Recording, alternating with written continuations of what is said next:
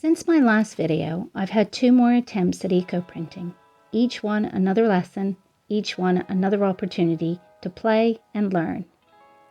In this video, I'm going to recap what I did differently and show you some of the pretty results. Seriously, this is so much fun and addictive. It was really hard not to make lots and lots of prints. On the second attempt, I did very much the same as I did last time. But this time I didn't steam any of the bundles, but rather I submerged the whole lot in water with a splash of vinegar. On my third attempt, I had some cut flowers that had wilted and were headed for the bin, but before they got there, I sandwiched them within paper and added them to the mix. And like before, I used my trusty bucket barbecue to cook everything for just over an hour, and made sure to keep everything away from the house. Once everything had cooked and cooled, I removed the bundles from the soup and left everything to dry under cover outside. Although it was really hard to wait a day or two, unpeeling the bundles when they had lost a lot of their moisture was much easier than trying to do it when they were sopping wet.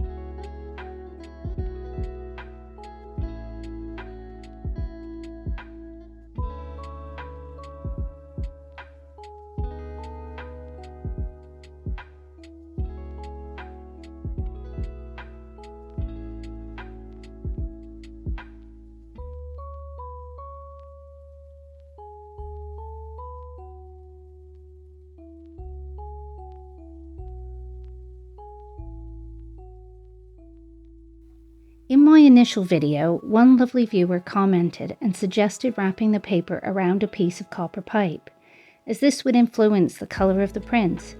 So I tried that too, and just wait till you see the results.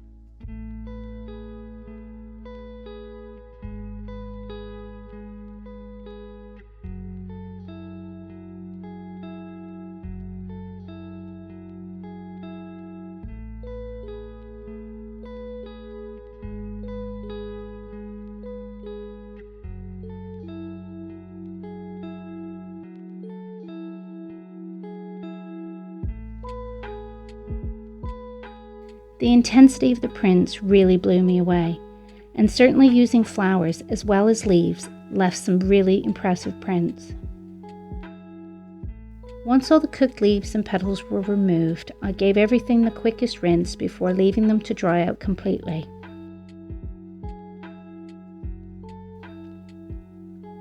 Everything got a quick iron to flatten out the paper. Although this isn't necessary, the time spent casting my eyes over the printed papers allowed me time to appreciate all the marks left behind by the petals. I now have a large collection of eco prints to use in my artwork. I know that the earthy tones will complement just about every palette, and I can't wait to get started.